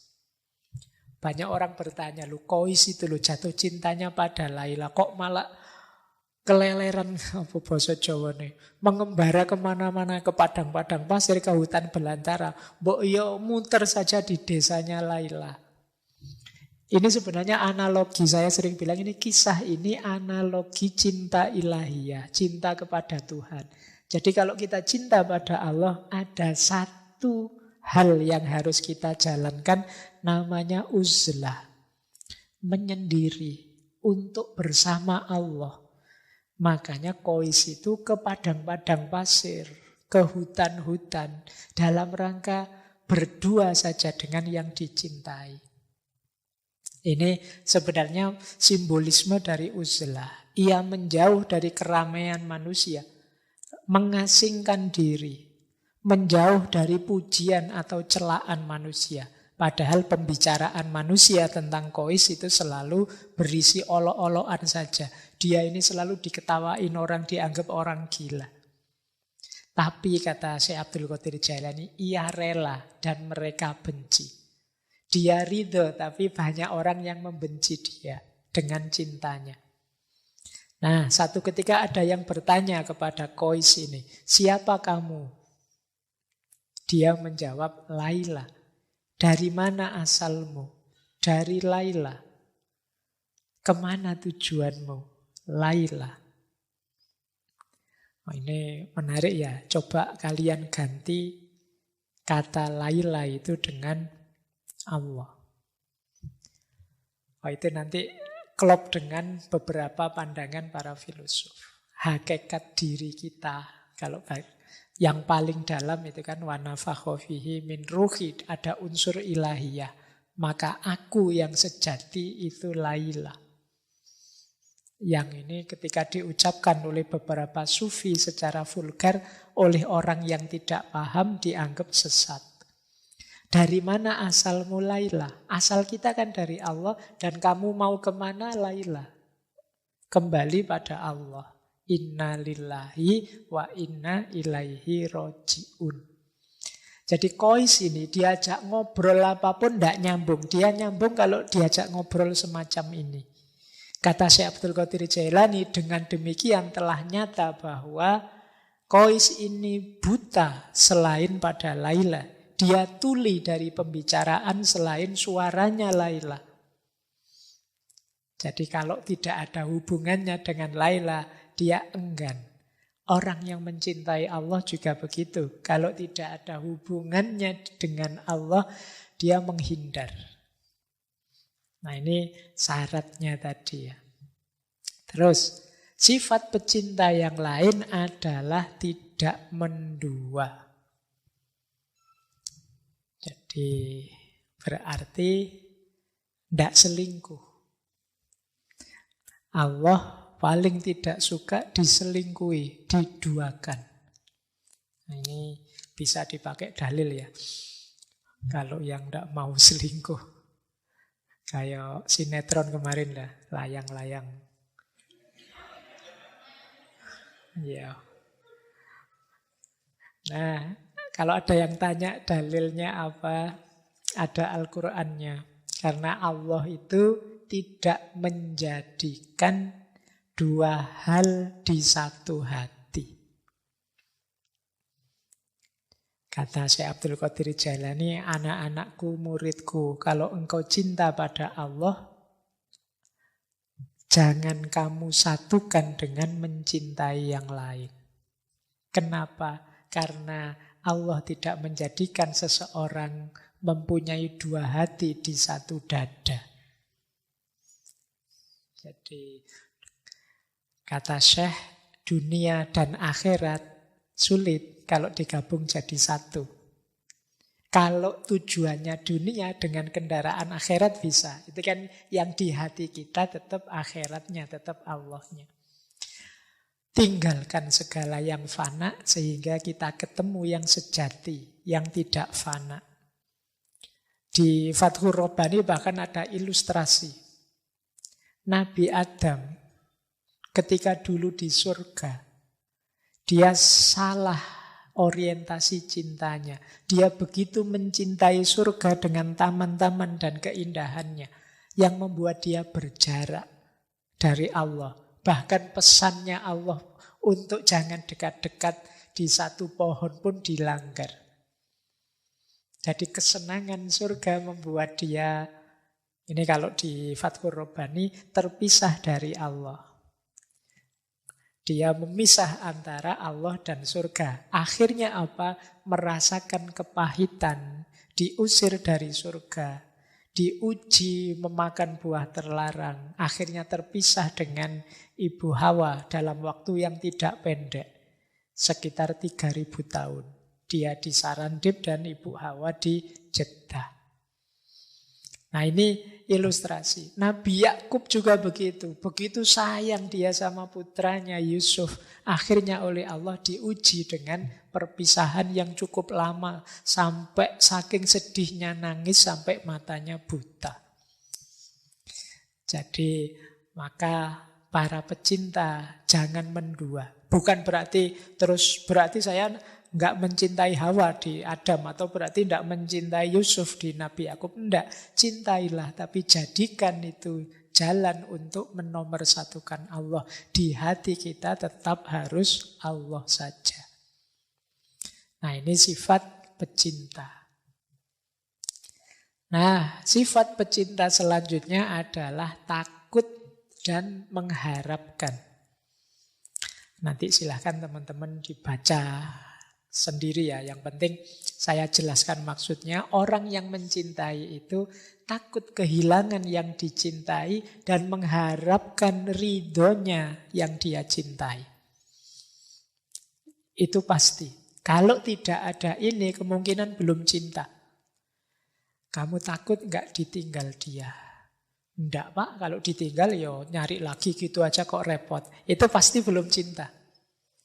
Kalau cinta pasti takut ditinggal dan berharap dekat terus, bareng terus. Kepada Allah juga begitu. Ingin dekat terus, ingin bareng terus. Takut Allah murka, takut Allah marah, takut Allah tidak ridho, tidak berkenan. Ini sifat pecinta selanjutnya. Kemudian, nah ini kita masih setengah sebenarnya. Ini jalannya. Jalan kita untuk menempuh cinta ilahiyah atau mahabbah adalah yang pertama uzlah. Jadi menurut Syekh, ini satu paragraf ini saya baca agak menarik. Suatu kecelakaan bagi orang bodoh. Mengapa dia tidak mau belajar? Tapi 7 kali lipat kecelakaan bagi orang berilmu. Mengapa tidak mau beramal? Sehingga lenyap barokah ilmunya dan lepas tanda keilmuannya. Yang benar bagaimana? Berilmulah, beramallah, kemudian jauhkan dirimu sementara dari makhluk untuk menumbuhkan rasa cinta kepada Allah. Karena kalau kamu dekat terus dengan makhluk, kemungkinan besar kamu tergoda dengan dunia. Maka ada jalan yang lebih lurus, lebih utama. Ayo kita cari ilmu, mari kita mengamalkan ilmu. Dengan ilmu dan amal ini, mari kita mendidik diri. Antara lain dengan uzlah sebentar. Uzlah ini menjauh. Ya kalau uzlah ini ya tergantung situasi kita. Teman-teman silahkan mengambil strategi uzlahnya sendiri. Mungkin Pak, saya uzlahnya sepertiga malam terakhir saja ya Pak. Kalau ke gua saya tidak kuat Pak, jauh dari mall misalnya. Nggak bisa belanja saya Pak dan lain sebagainya. Ya tidak apa-apa Pak, saya uzlahnya bisanya seminggu sekali Pak. Ya kalau akhir pekan saja, kebetulan masih jomblo jadi saya sendirian. Ada momen untuk uzlah. Uzlah itu dalam rangka apa? Refleksi, muhasabah, menghitung diri. Demi peningkatan kualitas diri. Jangan terus-terusan kamu terlibat dengan orang lain, dengan makhluk. Kuatirnya kamu tidak kritis. Orang itu kan kalau dekat terus, biasanya terus jadi tidak kritis. Jeleknya tidak kelihatan. Nah, jadi berilmu, beramal, kemudian menjauh sebentar untuk refleksi. Dari situ cinta akan muncul, berkembang. Dan kata Syekh di belakang itu, jangan dikira dengan uzlah itu kita akan tenggelam, dilupakan orang. Kata Syekh banyak cerita dengan kehendaknya Allah. Justru perbuatan itu mampu memasyhurkan, memperharum namamu di hadapan makhluk. Bahkan semakin menambah bagianmu. Kadang-kadang kan kita heran. Para aulia, orang-orang yang dicintai Allah ini kok rasanya kerja apa ya mereka, tapi kok kaya-kaya ya. Kok selalu seolah-olah datang sendiri rezekinya. Mereka masyhur, terkenal, banyak orang ngerti tanpa harus bikin akun Instagram, YouTube, dan lain-lain. Mengapa? Ridho Allah, perkenan Allah, dengan kehendaknya Allah. Kalau Allah menganggap bahwa kemasyhuranmu bermanfaat bagi umat, insya Allah akan ditakdir masyhur, harum nama demi kemanfaatan makhluk. Kalian tidak usah sibuk mikir itu. Sibukmu adalah memperbaiki diri, mencintai Allah setulus mungkin. Jadi rumus pertama uzlah. Rumus kedua ridho. Apapun ketetapannya. Orang yang dicintai Allah tentu rela atas ketentuannya, tidak memerlukan pertolongan dari selain Dia. Baginya kepahitan seorang fakir adalah kenikmatan. Ridho kepadanya dan merasa nikmat jika bersamanya. Letak kaya itu di pikiran. Nikmat jika sedang merasakan sakit, jinak jika berada dalam ketakutan. Alangkah beruntung wahai orang yang sabar, wahai orang yang rela, wahai orang yang memadamkan hawa nafsunya. Saya lanjutkan. Pecinta Allah adalah tamu di sisinya. Dan tamu tidak milih makanan, minuman, pakaian yang disediakan oleh tuan rumah dalam segala situasinya. Namun jika ia senantiasa terus-menerus berdiam, sabar, rela, maka kepada tamu yang seperti itu katakan gembiralah. atas apa yang engkau lihat dan jumpai. Jadi ini maksudnya, cirinya untuk jalan kita mendapatkan cinta pada Allah adalah ridho. Kita ini ibarat tamunya Allah. Kita ini sahabat yang sedang bertamu kepada Allah. Makanya kita dekat dengan Allah. Tamu yang baik itu ndak milih, ndak pesen makan minum, milih makanan. Kan kita kalau bertamu kan ndak pesen. Wah, saya bertamu siang-siang nih haus, saya minta es teh 2, es teh, kan ndak begitu. Terserah saja tuan rumah ngasih apa, aku ridho, aku rela. Ini menunjukkan kita sayang pada yang kita tamui, yang kita dekati. Dan percayalah, yang kita tamui itu, kalau dia sayang pada kita, karena ini Allah pasti sangat sayang pada kita, yang diberikan pasti yang versi terbaik untuk kita. Meskipun karena keterbatasan-keterbatasan kita, mungkin kita sering kurang bisa membaca versi terbaik ini. Kadang-kadang kita membacanya dianggapnya itu siksaan, dianggapnya itu ujian berat, padahal mungkin manfaatnya banyak. Kayak kita bertamu terus disuguhi jamu misalnya. Itu kan bagi kita, wah orang bertamu kok disuguhi jamu, ya ini dianggap kita orang sakit, apa pahit loh, itu ndak enak diminumnya. Kita ndak sadar bahwa disuguhi jamu itu nanti selesai bertamu kita akan segar luar biasa. Daripada kita disuguhi teh yang sangat manis, yang nanti begitu pulang nanti gula darahnya naik misalnya, dan lain sebagainya, ilustrasinya. Maka ridhoi saja, relakan saja apapun pemberian Allah. Nah, jalan mahabbah yang lain adalah ibadah. Jangan lupa Syekh Abdul Qadir Jailani itu selain sufi juga faqih. Jadi beliau madhab Hambali. Bahkan ada yang bilang beliau ini pernah jadi mufti di Mesir. Nah, kata Syekh, jika ibadahmu benar, pasti Allah mencintaimu. Itu yang engkau rasakan di hatimu. Yang membuat hatimu mesra bersamanya. Takorrub pun tanpa disertai susah payah. Dan engkau tidak merasa kesepian. Karena Allah bersamamu. Lalu engkau terus-menerus ridho kepadanya dalam segala hal. Bahkan andai saja dunia ini terasa sempit dan peluang-peluangnya tertutup bagimu, engkau merasa Allah yang maha luas tetap bersamamu. Jadi orang yang mencintai itu, jalur yang diambil adalah jalur ibadah. Pengabdian total sepenuhnya kepada Allah. Jadi kalau ada yang nganggap wah sufi itu sudah tidak sholat lagi, tidak ibadah lagi, tidak. Di hampir semua sufi yang sering kita lihat itu selalu menyarankan tidak meninggalkan syariat ibadah. Jika ibadah kita benar, insya Allah Allah mencintai kita. Kalau Allah mencintai kita, pasti akan ada efek positifnya dalam hidup kita. Pasti akan terasa. Kebaikan-kebaikan akan kita lakukan. Takorrub yang kita lakukan itu akan berjalan tanpa susah payah. Kita tidak akan kesepian lagi. Kita akan lahir ridho pada Allah. Tadi kan kita disuruh ridho.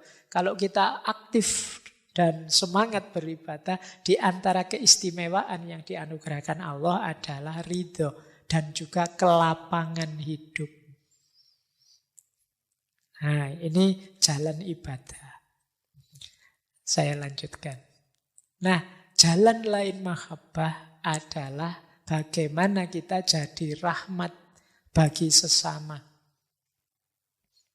Jadi berarti apa? Kalau kita sudah mencintai Allah, jalan yang lain untuk menumbuhkan cinta Allah pada kita adalah mari kita bekerja, kemudian mengambil manfaat dari kerja kita, membantu fakir miskin, menjadi rahmat bagi sesama. Ringkasnya, mari kehadiran kita bernilai positif, kontributif pada sekeliling kita. Jangan hanya Kita senang-senang gembira karena kedekatan kita pada Allah, kita juga harus peduli sesama. Kita juga harus ikut bersama-sama ngajak mereka, ngajak yang lain untuk juga dekat dan mencintai Allah. Berarti hadir kita jadi rahmat bagi sesama. Kata Syekh, beliau mengutip sabda Rasulullah, manusia itu adalah keluarganya Allah. Dan manusia yang paling dicintai Allah adalah yang paling berguna bagi keluarganya.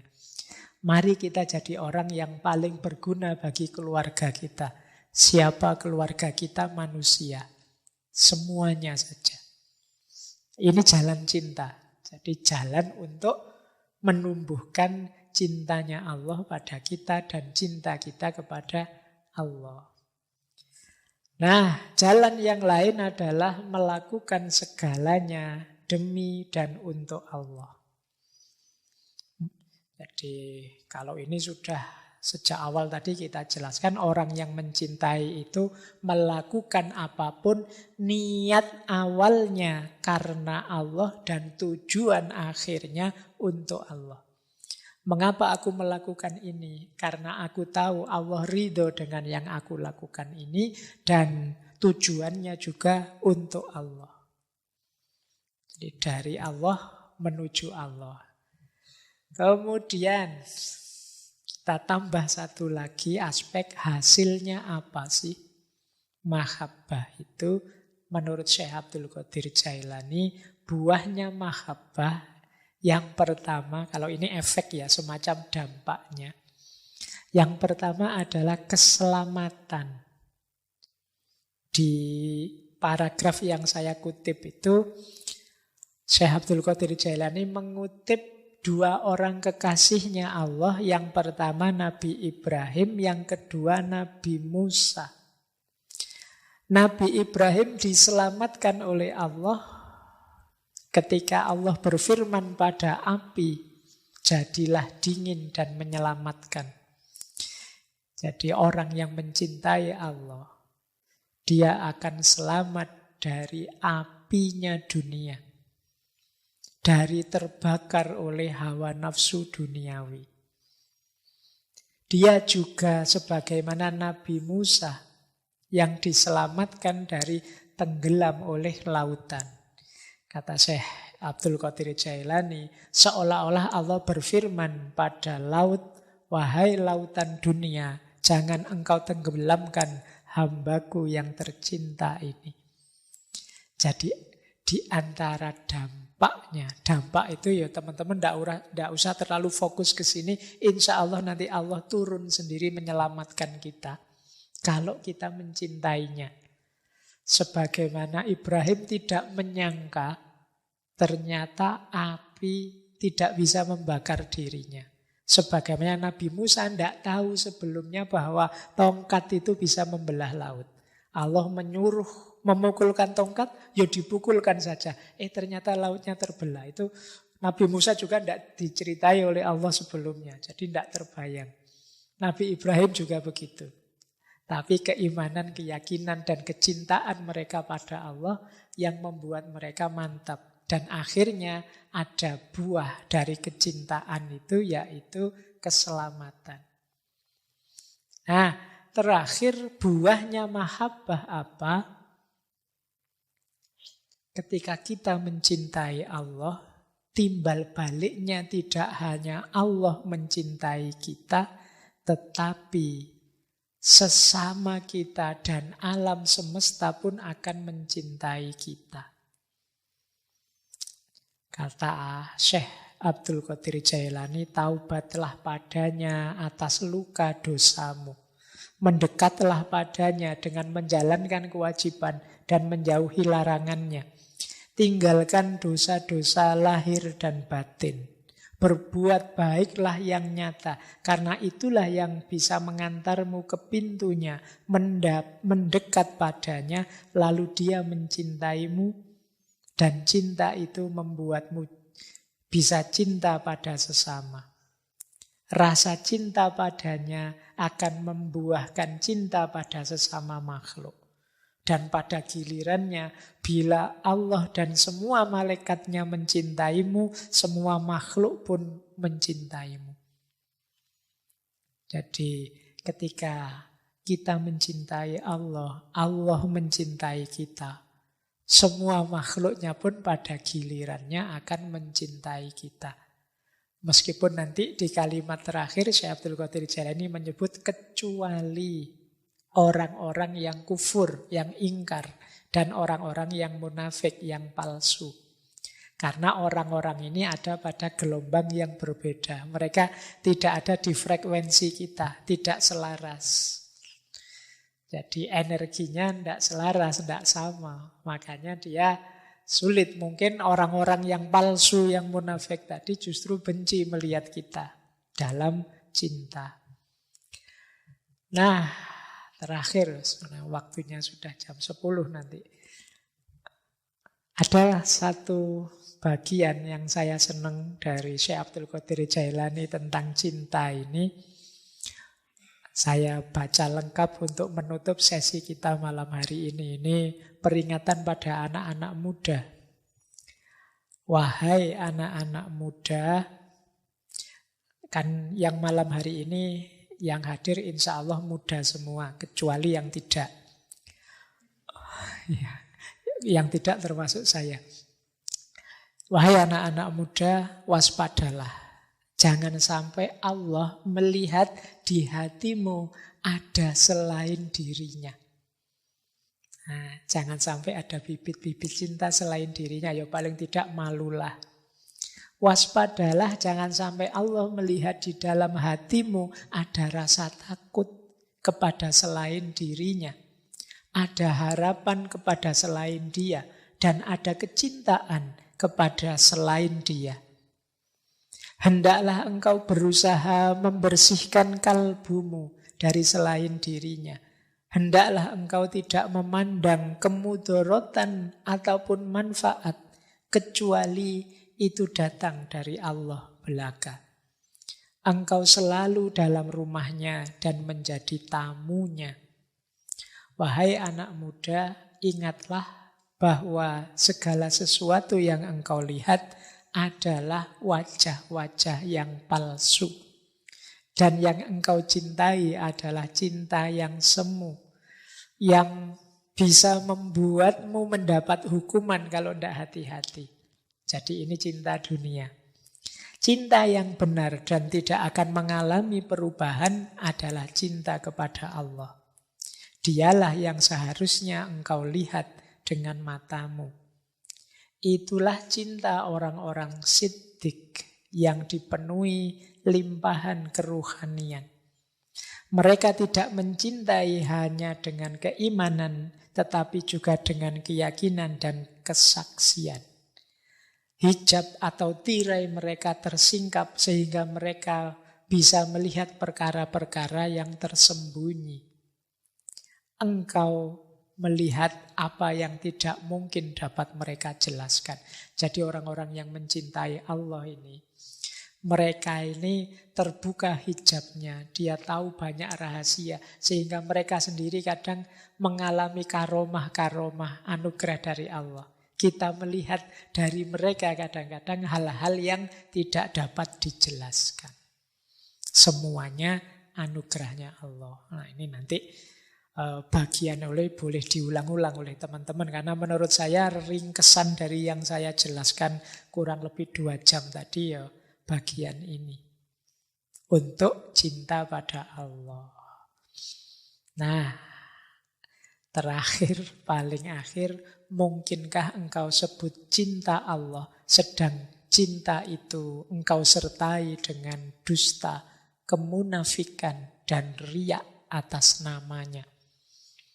Kalimat yang terakhir ini untuk kita hati-hati, yang akan merusak cinta 3 hal ini. Dusta, kemunafikan, dan riya. Kalau cinta pada Allah berarti dusta, kemunafikan, dan riya atas nama Allah. Ini dipertanyakan oleh Syekh Abdul Qadir Jailani. Karena kalau ada dusta, Kalau ada kemunafikan, kepura-puraan, dan ada riya, hanya ingin pamer saja, apa mungkin itu cinta?